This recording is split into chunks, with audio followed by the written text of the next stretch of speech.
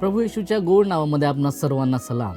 उपासना कार्यक्रमात आपले मनपूर्वक स्वागत. मागील भागात आपण मार्क अध्याय 4 मधून शिकलो की देवाचे वचन स्वीकारणारे अंतःकरणच आत्मिक फळ देते. मोहरीच्या दाण्याच्या दृष्टांतातून देवाच्या राज्याची वाढ आणि वादळ शांत करून प्रभू येशूने निसर्गावरील आपला अधिकार प्रगट केला. आज आपण मार्क अध्याय 5चा अभ्यास करणार आहोत.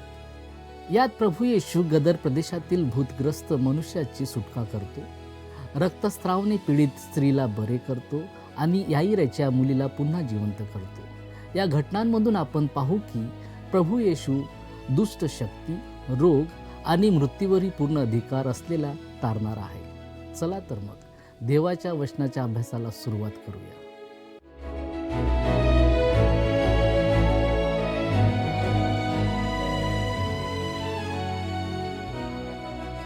प्रभू येशू ख्रिस्ताच्या मधुर नावात आपणास सलाम. आपणा सर्वांचे उपासना कार्यक्रमामध्ये हार्दिक स्वागत.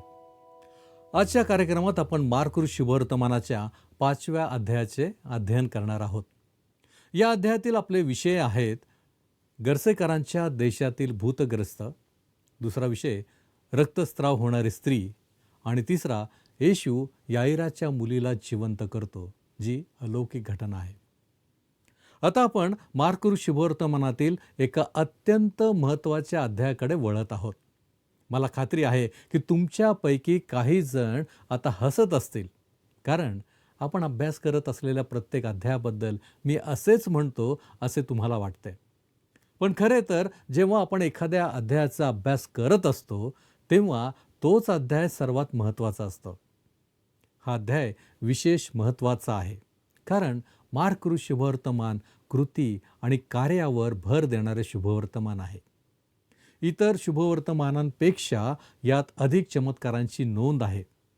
या अध्यायात वर्णन केलेले 3 उल्लेखनीय चमत्कार केवळ सर्वसमर्थ देवच करू शकतो. त्यामुळे हा अध्याय अत्यंत असाधारण आणि महत्त्वपूर्ण ठरतो.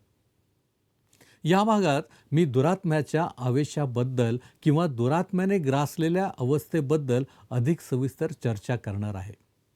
मत्तेकृत शुभवर्तमानाच्या अभ्यासावेळी दिलेल्या आश्वासनानुसार मार्कच्या शुभवर्तमानातील या प्रसंगाच्या निमित्ताने या विषयाचे स्पष्टीकरण आपण पाहणार आहोत.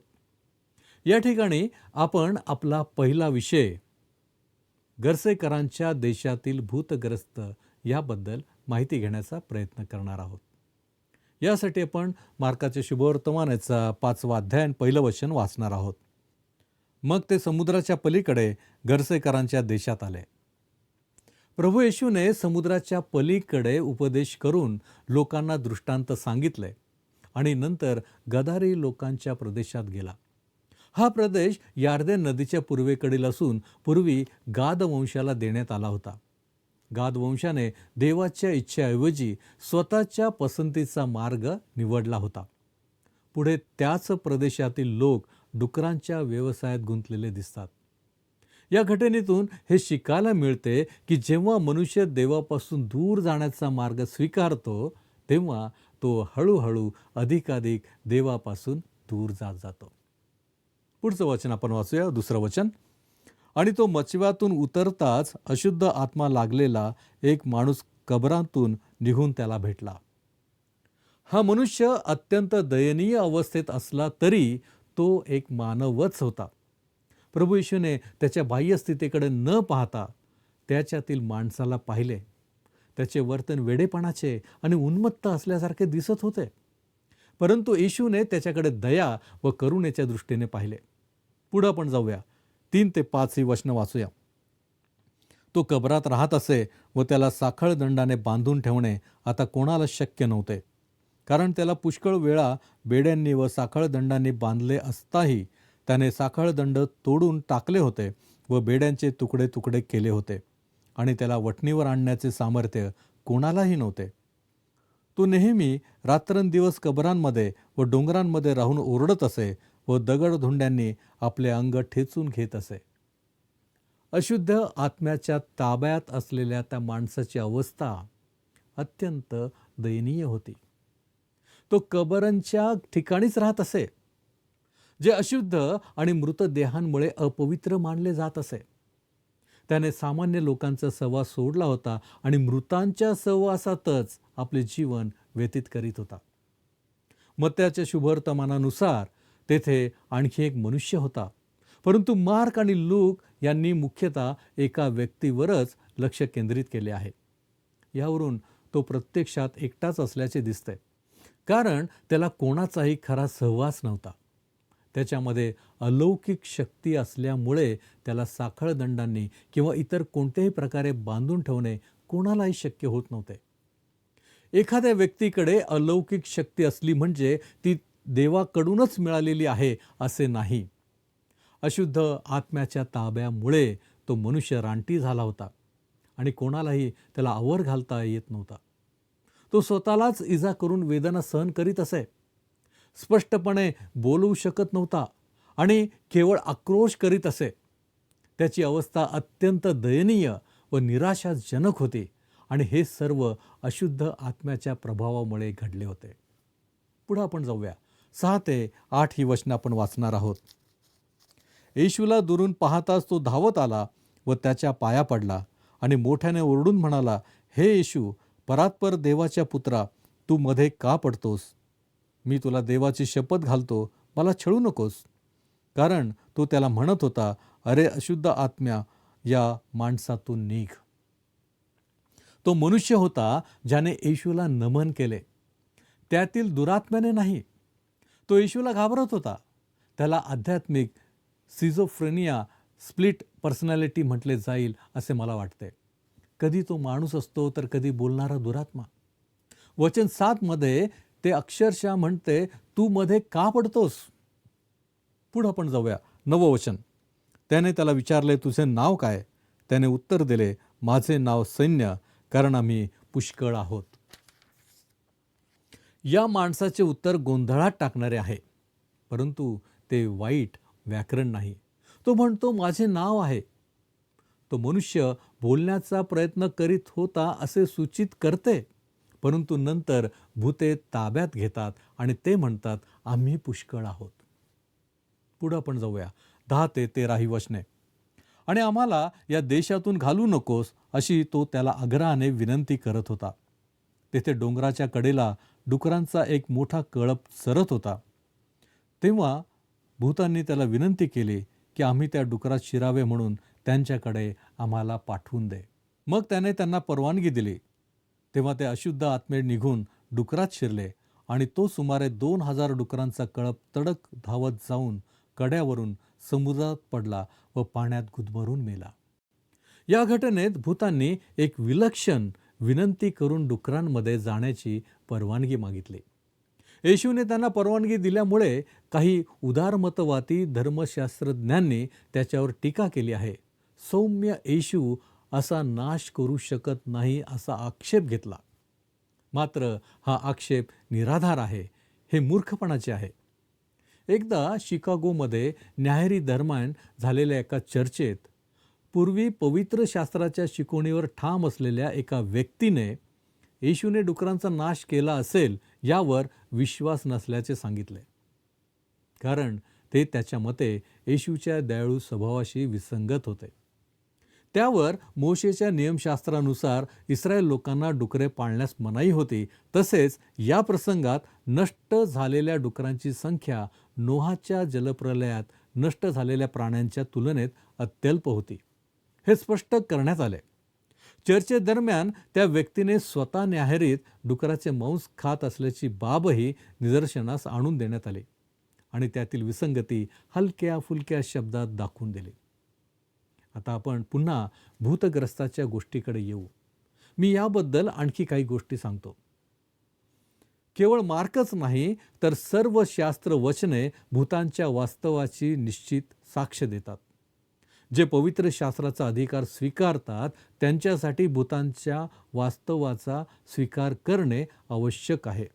दुसरा मुद्दा, ते विशेषतः येशूच्या सेवेदरम्यान स्पष्ट झाले होते, परंतु अर्थातच त्या कालावधीपर्यंत मर्यादित नव्हते. तसे आम्ही सध्या अशा दिवसात जगत आहोत जेव्हा पुनरुत्थान होईल आणि पुन्हा भूतांचे प्रकटीकरण होईल.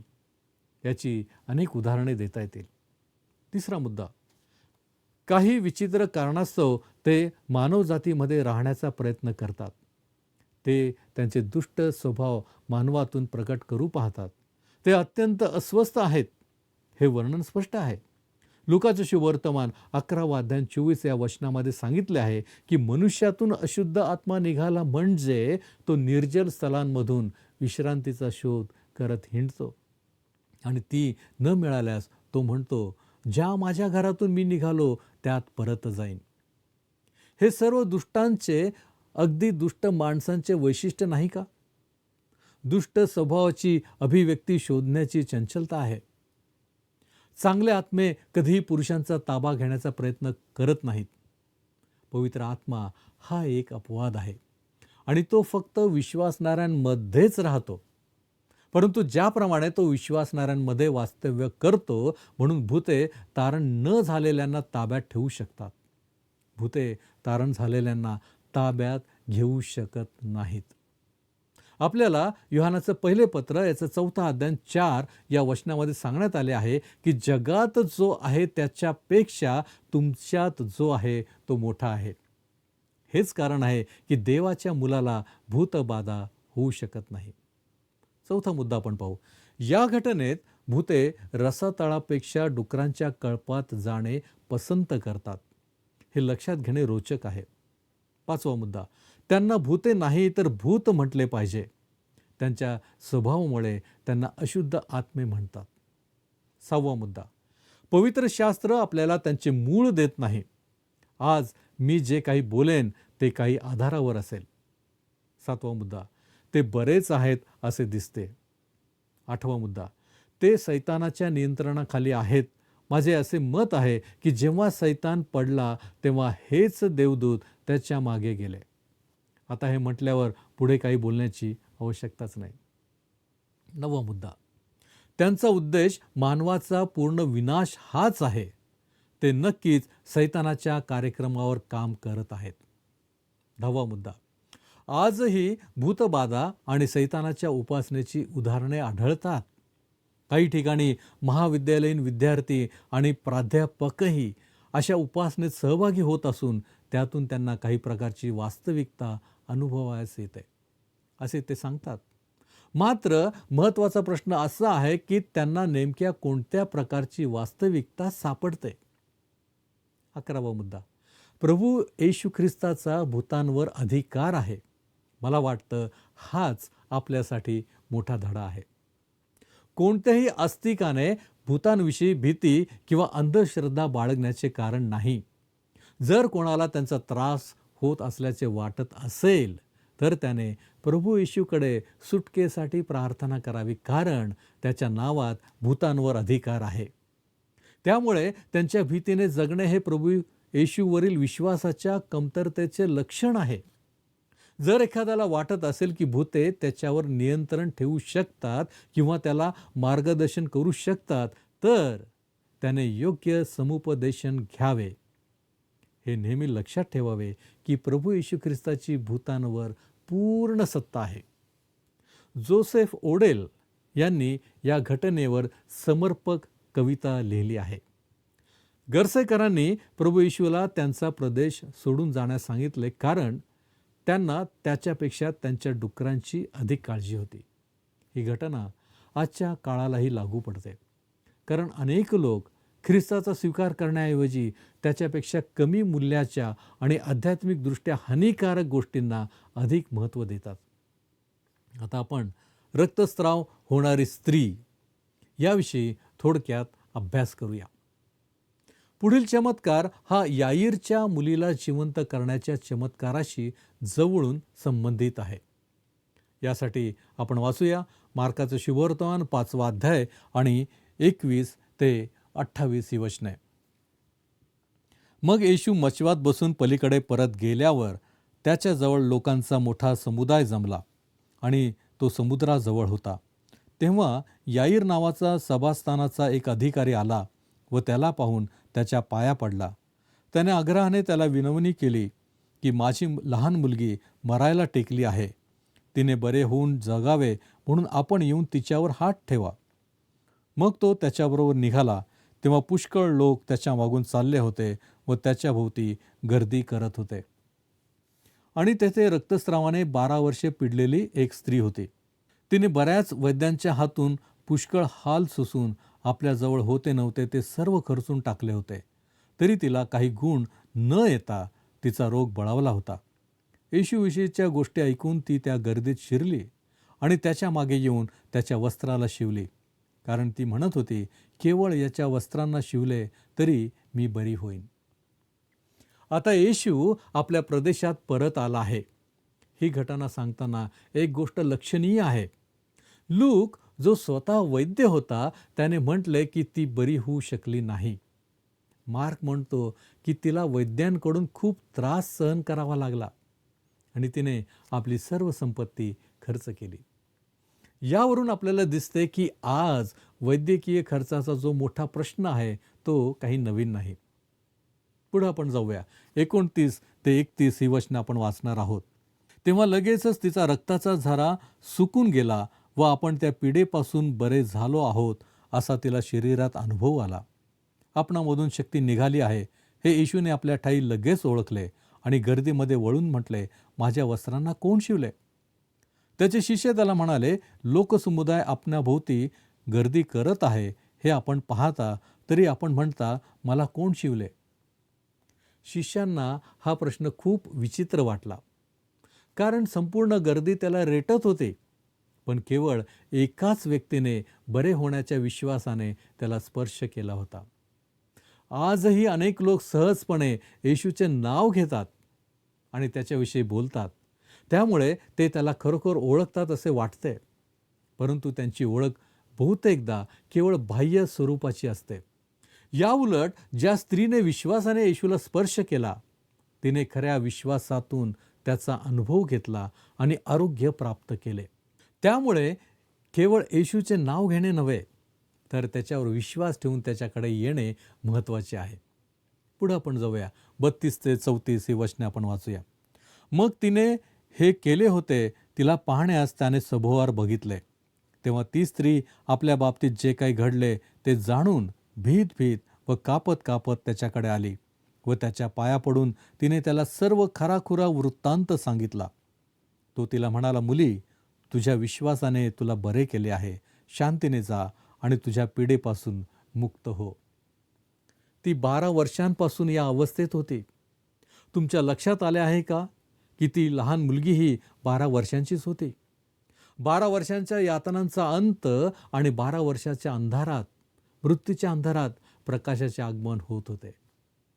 जो पिता तिथे आला होता त्याने जेव्हा आपल्या प्रभूला त्या स्त्रीशी बोलताना आणि तिच्याशी व्यवहार करताना पाहिले, तेव्हा त्याला नक्कीच असे वाटले असेल, अरे, ते घाई का करत नाहीत?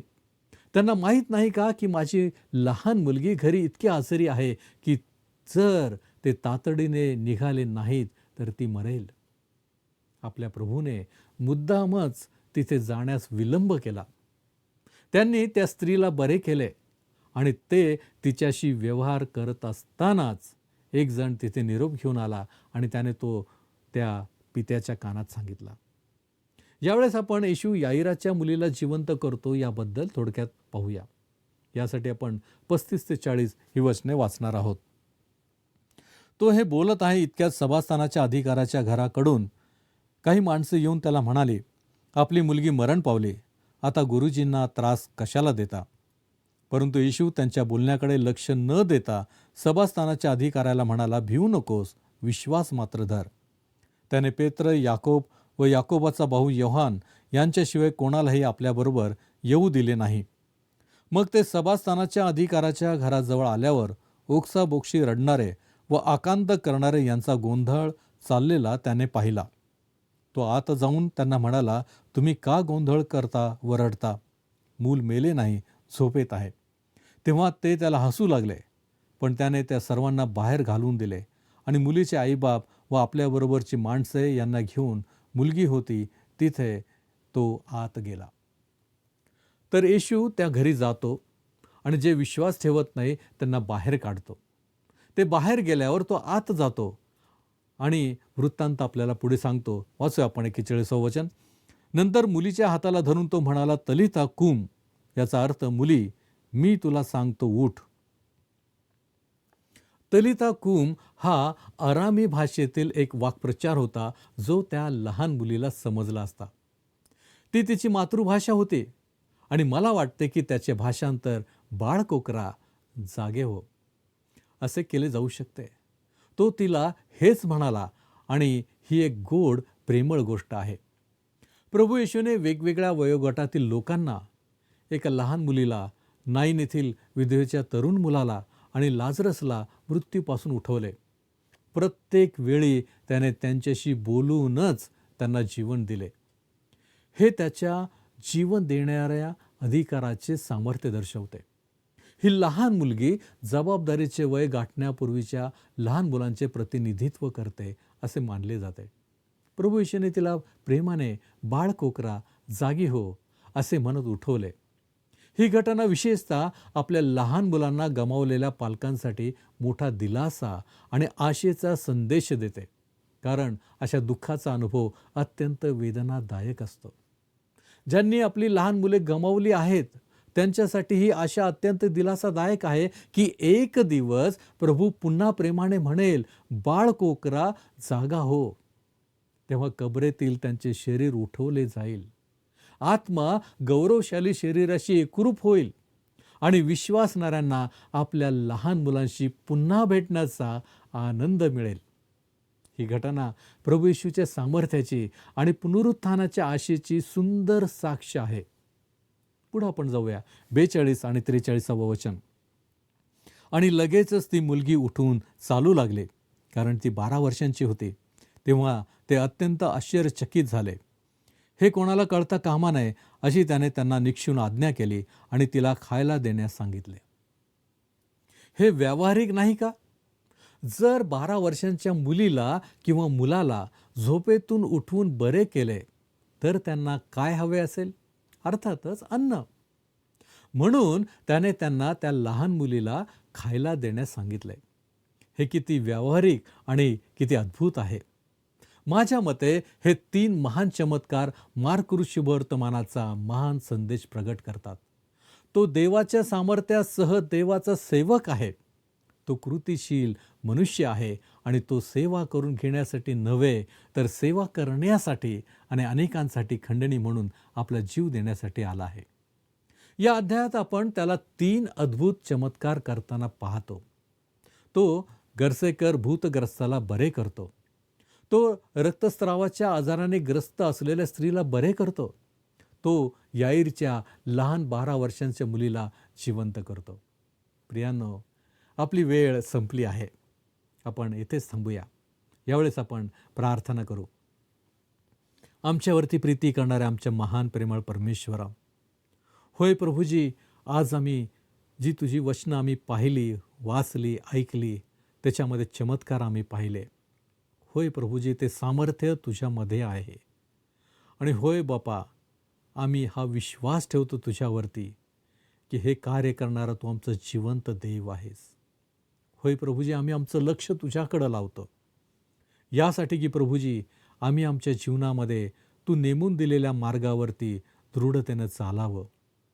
होय बापा, आमच्यामधील अविश्वास तू काढून टाक आणि बापा आम्हाला तू विश्वासामध्ये स्थिर असं बनव, दृढ असं कर की जेणेकरून आमच्या जीवनामध्ये आम्ही खऱ्या अर्थाने बदललेले, परिवर्तित झालेले अशी तुझी लेकरं होऊ शकू. येथून पुढची सर्व वेळ तुझ्या हाती सोपीत असताना या विनंत्या, या मागण्या येशू ख्रिस्त आमचा प्रभू याच्याद्वारे करतो म्हणून तू ऐक. आमेन. देवाची प्रीती आपणाबरोबर सदैव असो.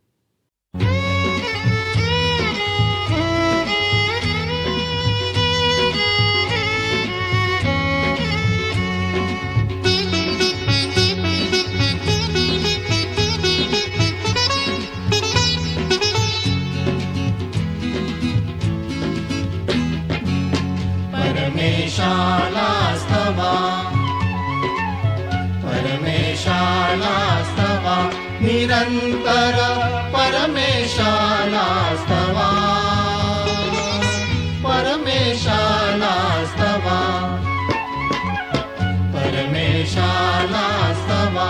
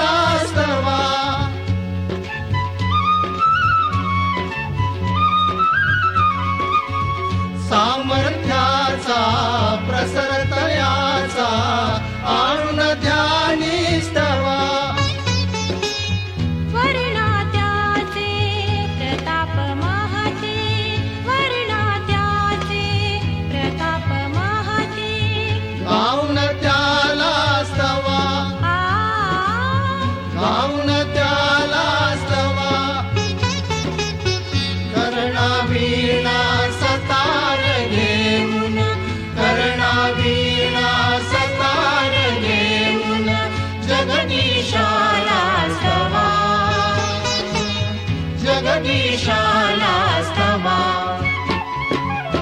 परमेशाला स्तवा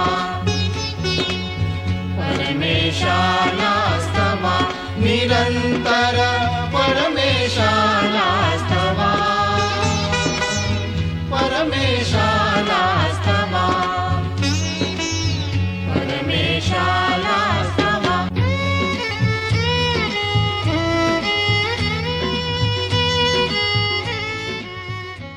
प्रियांनो, आजच्या अभ्यासातून आपण पाहिले की प्रभू येशू प्रत्येक मानवी गरजेचे उत्तर आहे. त्याने गदर प्रदेशातील मनुष्याला दुष्ट आत्म्यापासून मुक्त केले, रक्तस्रावाने पीडित स्त्रीला विश्वासामुळे आरोग्य दिले आणि याईराच्या मुलीला जिवंत करून मृत्यूवरही आपला अधिकार सिद्ध केला.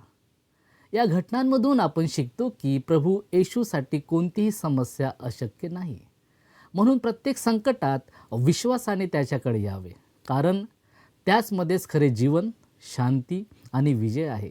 पुढील भागात आपण मार्क अध्याय 6 मधील नासरेतमधील नकार, 12 शिष्यांना पाठविणे, 5,000 अन्न देणे आणि पाण्यावर चालण्याच्या घटनांचा अभ्यास करू. तोपर्यंत देवाच्या कृपेत स्थिर रहा आणि त्याच्या वचनावर विश्वास ठेवा. धन्यवाद.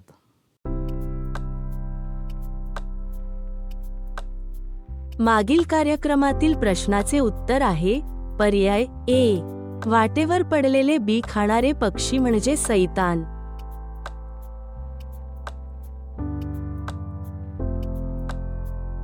आजचा प्रश्न, येशूने ज्या मुलीला मेलेल्यातून उठविले तिच्या वडिलांचे नाव काय?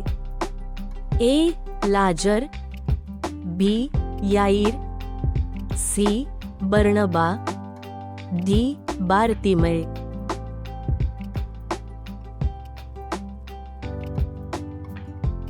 प्रियांनो, या प्रश्नाचे उत्तर उद्या सकाळी 6 वाजण्याच्या आधी पर्याय ए, बी, सी किंवा डी लिहून आपले नाव, पत्ता आणि ठिकाण यासोबत मोबाईल नंबर 7021474742 वर SMS किंवा व्हॉट्सॲप करा. हा कार्यक्रम आपणास आवडला काय? आता आम्हाला एक मिस कॉल करा.